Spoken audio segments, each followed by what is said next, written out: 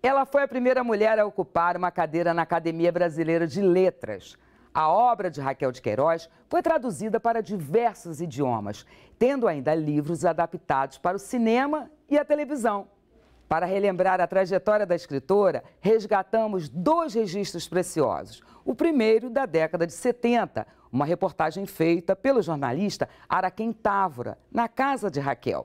O segundo, uma entrevista feita pela jornalista Hildegard Angel, no estúdio da TV Educativa do Rio, nos anos 80. Afinal, aqui, se existe memória, a fita roda.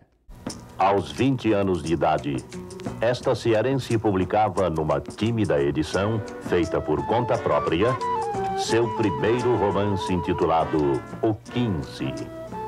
A partir de então, o nome de Raquel de Queiroz ganhou projeção nacional, ao mesmo tempo em que novos livros juntavam-se à bagagem inicial.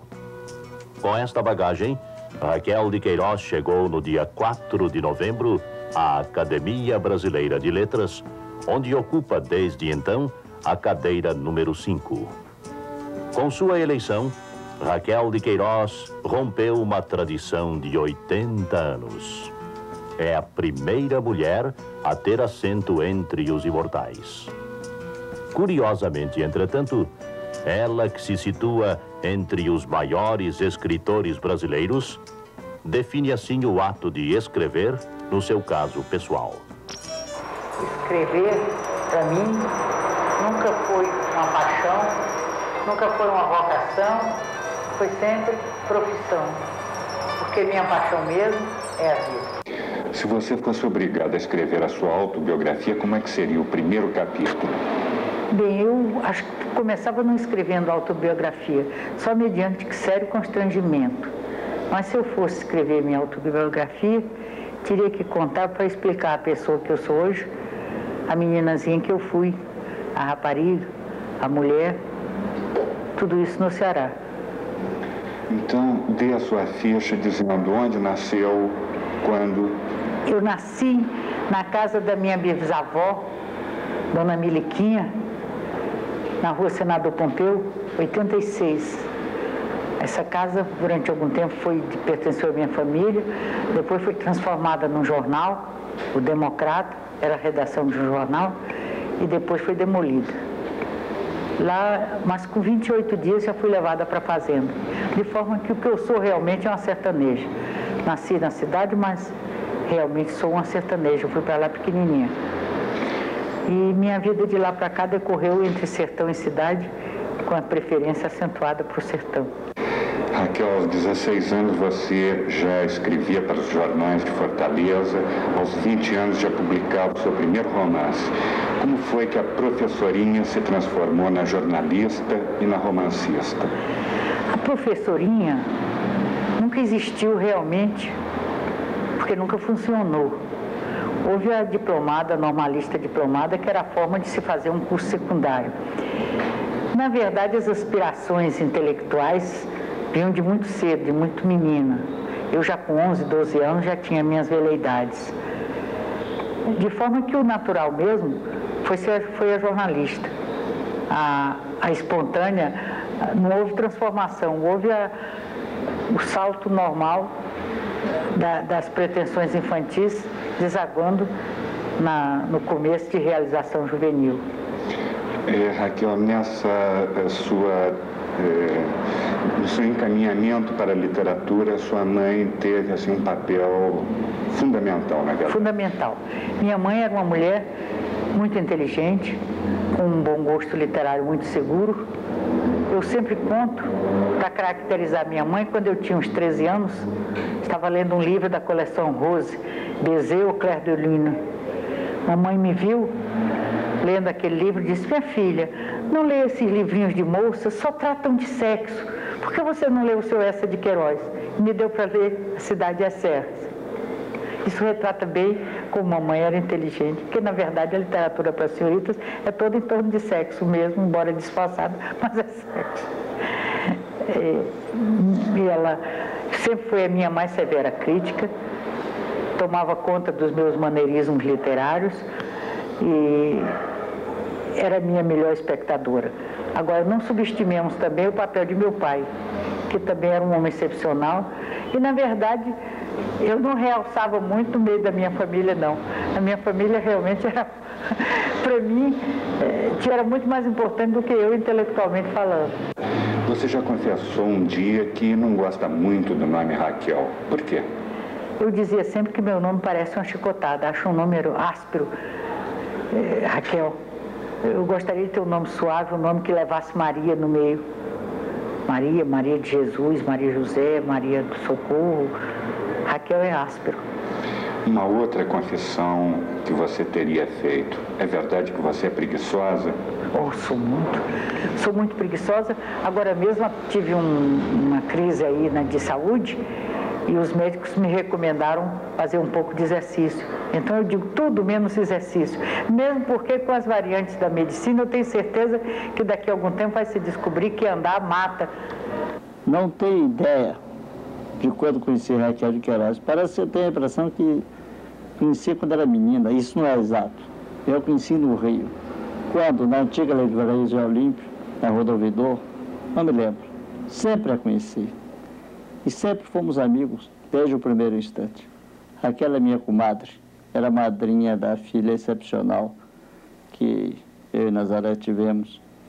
E ela foi uma madrinha extraordinária, com um carinho. Nos 12 anos em que aquela menina viveu, Raquel foi uma pessoa presente, foi uma presença permanente, constante, fiel. Raquel é perfeita em tudo que ela faz. Ela é tão boa de casa quanto ela é escritora. E ela é profundamente feminina.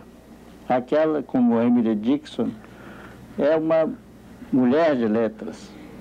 Quando votei em Raquel para a academia, era porque estava votando numa mulher que escreve. Esse toque feminino ela dá a tudo. Raquel sabe fazer tricô, Raquel faz daqueles pratos que a gente antigamente só via em revista americana, hoje vê muito em revista brasileira. Eu ia à Ilha do Governador, às vezes me lembro que fui lá com a Eneida, e fomos com a Eneida, e ficávamos com pena de partir. Aquela perfeita composição pictórica, plástica, que eram os pratos que Raquel fazia. Raquel borda, Raquel sabe fazer beiju, Raquel nos ofereceu no Não Me Deixes, o assunto estava meio seco, nós chegamos improvisadamente, e ela própria preparou o refresco de gaviola. De maneira que ela é tão boa de casa quanto é escritora. E ela tem como escritora todas as artes graciosas do dizer, do contar e do pensar. Seus amigos mais íntimos, Raquel, revelam que você, além da escritora extraordinária que é também uma extraordinária cozinheira. Isso é verdade? Olha, escritora extraordinária, eu não sei se sou. Acho que não sou. Sou uma escritora menor, se já me conformei com isso. Todas as aspirações que a gente tem quando muito novo, de fazer o romance definitivo e tal, com a idade a gente se aquieta e se contenta com o seu pequeno lugar. Agora, sou uma grande cozinheira. Isso sou. Depois de escrever 2 peças para teatro, Lampião e A Beata Maria do Egito, você abandonou esse gênero. Por quê? Bem, eu vou fazer uma confissão. Eu sempre tive paixão para escrever por teatro. Eu que detesto escrever, a ideia de escrever para teatro sempre me pareceu sedutora. Mas, fazendo 2 peças para teatro que foram representadas, eu descobri que teatro é um trabalho de equipe. E eu sou um lobo solitário, eu só trabalho sozinha. O trabalho de teatro precisa a gente entrosar não só com o diretor, como com os intérpretes, enfim, trabalhar em equipe, organizar-se dentro da equipe, e eu não tenho constituição para isso, não tenho preparo físico para isso, só sei trabalhar sozinha. Então desisti com muita mágoa do teatro, mas no fundo eu sou uma teatróloga frustrada. Raquel, você é apaixonada pelas palavras. Eu faço a você a mesma pergunta que eu fiz a Aurélio Buarque de Holanda. Qual é a palavra mais bonita da língua portuguesa no seu entendimento? É difícil, eu nunca pensei nisso, eu gosto das palavras. Eu acho que cada palavra é bonita num momento certo. Mas creio que terra, mar, homem, qual mais? Sal, dia, sol, são as palavras mais bonitas. As que descrevem as coisas fundamentais. No próximo bloco, iremos até a década de 80 para apreciar outro momento da escritora Raquel de Queiroz. Até já!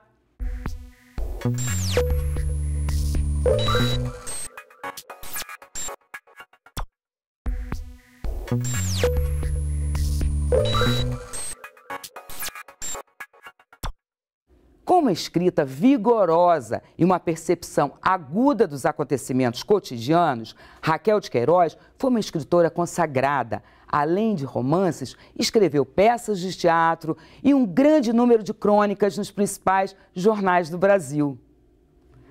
Agora você vai rever uma entrevista com Raquel, feita pela jornalista Hildegard Angel, na TVE do Rio, nos anos 80. Aqui, se existe memória, a fita roda. Eu fiquei na dúvida, não sabia se a tratava como senhora ou como você.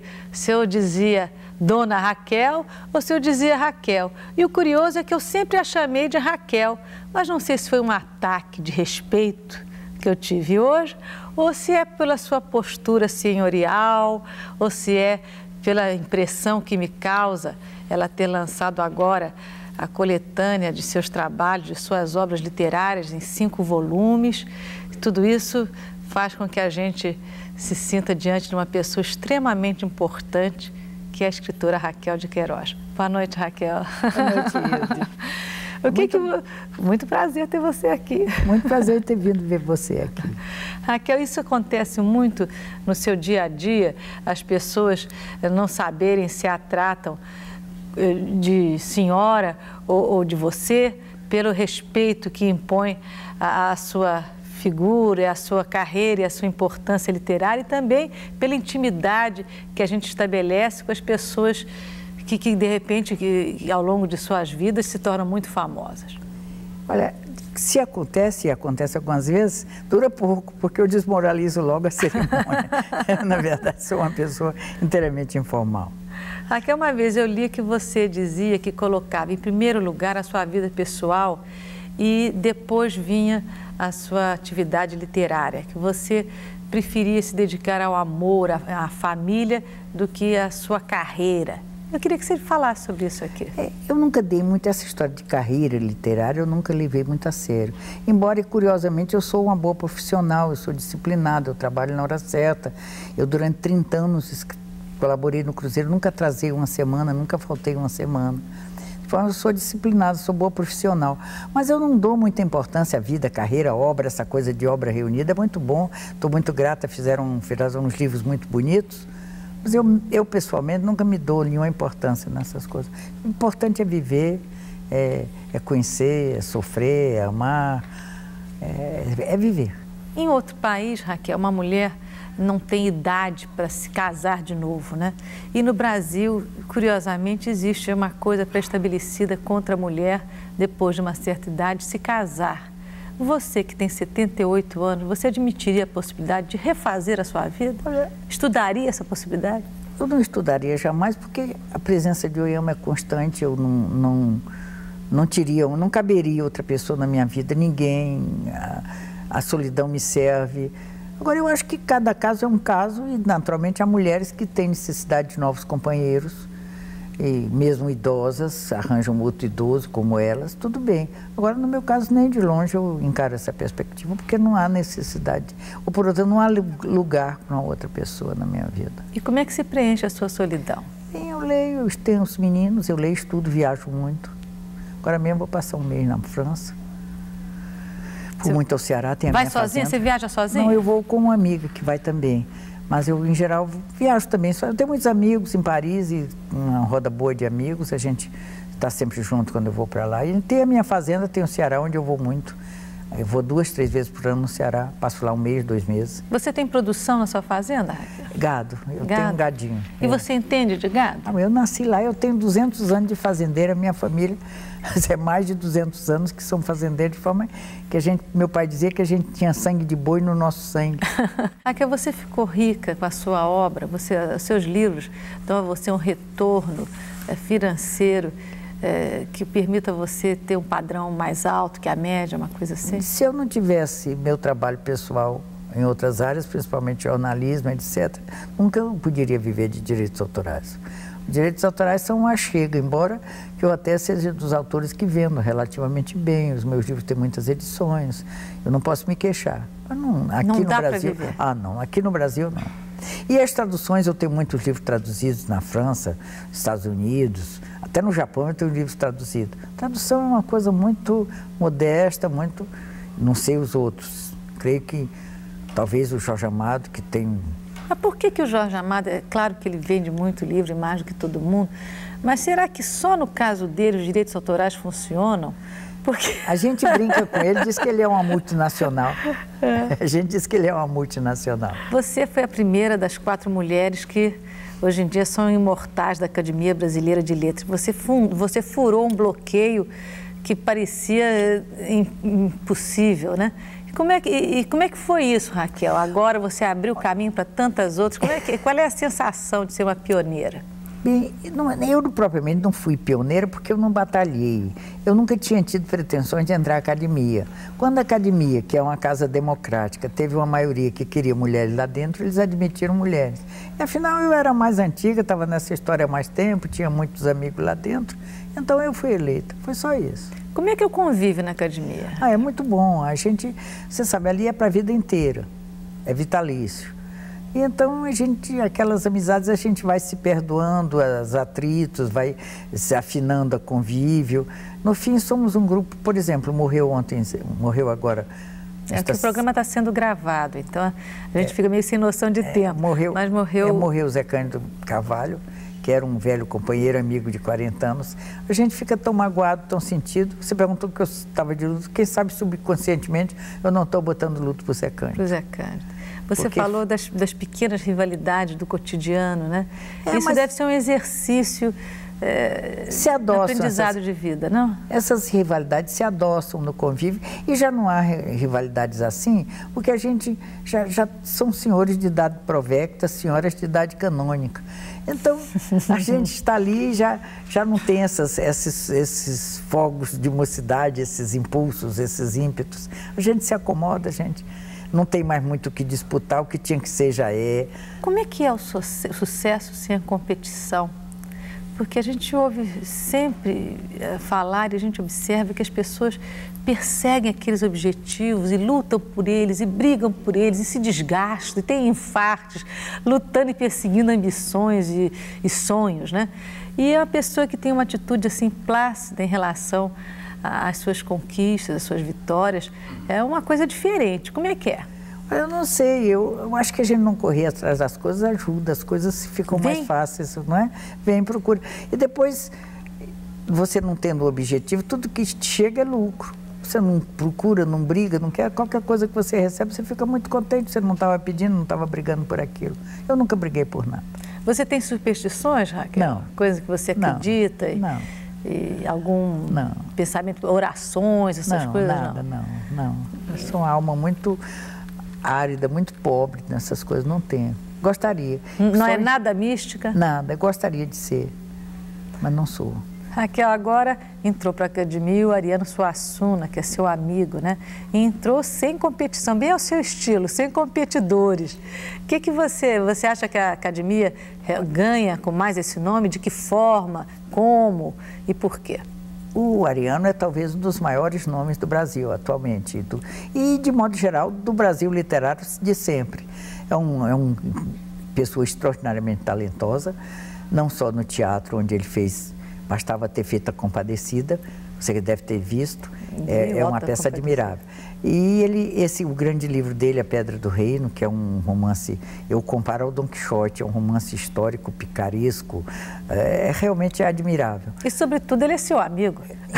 Mas o Ariano conquistou meu coração através do trabalho, das obras. Depois, quando eu o conheci, já gostava muito de Ariano. E ele é uma pessoa encantadora. Você, na sua vida profissional, você sofreu algum tipo de discriminação, Raquel? Você, observando, né? Todo o seu passado profissional, você por ser mulher, você sofreu alguma discriminação? Eu acho que vocês, jovens, que representam... Vou me incluir aí nessa categoria. Que representam... Hoje os homens estão sentindo a ameaça no mercado de trabalho das mulheres, então eles ressentem e discriminam. Mas no meu tempo éramos muito poucas, de forma, eu digo, sempre repito isso, nós éramos muito paparicadas. Eu também nunca fui discriminada, né? Eu faço a pergunta porque eu tenho curiosidade, porque eu pessoalmente nunca tive. Essas meninas que estão indo à luta, duramente, ombro a ombro, elas devem sofrer não só discriminação, como principalmente concorrência, né? Elas têm que concorrer duramente. Mas as mulheres do meu tempo éramos poucas, éramos já muitas, no sentido de uma redação, houvesse 30 redatores, tinha 4, 5 moças. Quando eu comecei a trabalhar, já havia muita moça trabalhando em jornal, isto é, havia alguma moça trabalhando em jornal. Então, eles puxavam cadeira para a gente, acendiam o cigarro, davam preferência no cafezinho, elogiavam a matéria mesmo que não gostasse. Ninguém empurrava a gente. Quer dizer que era um privilégio, não tinha essa discriminação. Era uma delícia. Raquel, quais são as suas preferências literárias na Academia Brasileira de Letras? Bem, a academia está cheia de mestres, longe estou eu de dar... Tem sempre um. Mas posso citar alguns grandes escritores que estão lá, por exemplo, Adonias Filho, que é um grande romancista, posso citar Ariano, que entrou como grande dramaturgo, posso citar o Eduardo Portela, que é um grande crítico, posso citar o Ataíde, que é um grande jornalista, um grande orador, e lá vai por aí. Poetas como Abigar, uma pessoa de altíssima cultura e talento, que é o Antônio Ais. Eu, debulhando os 40, cada um sentiria os méritos, porque não é à toa que eles entraram lá. E você poderia fazer aqui algumas inconfidências sobre esse convívio acadêmico? Pessoas que têm suas peculiaridades, ou comentários, ou aquele que chega sempre atrasado, ou aquele que tem certas particularidades curiosas? Você, como escritora que deve ser muito observadora... Bem, lembre-se que eu estou falando de amigos íntimos, então não posso entrar em detalhes. Mas a maioria já é pessoa... Os acadêmicos, ali é a Casa da Liberdade, é o lugar onde há um reino, uma democracia total. Ninguém manda em ninguém, não há disciplina, não há programação, não há pauta. Entra-se, quem quer vai, quem não quer não vai, entra, sai antes de começar a sessão, conversa com quem queria conversar, toma um chá, vai embora. O famoso chazinho, eu brinco que é uma merenda escolar. É um chazinho que a gente toma antes de ir para a sessão.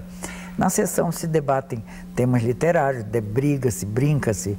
É uma sessão fechada, só nós, de forma que há muita liberdade.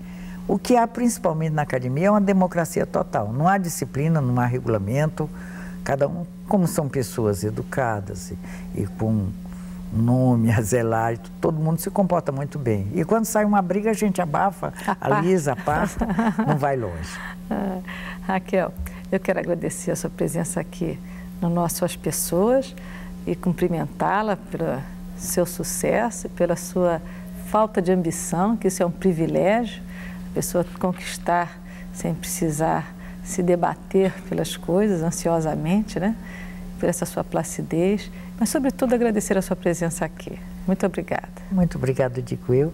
Eu era admiradora de sua mãe, estive com ela. Você, aliás, estava me contando o episódio que você acabou... Ganhei um prêmio junto com ela, um negócio da mulher brasileira, uma coisa assim.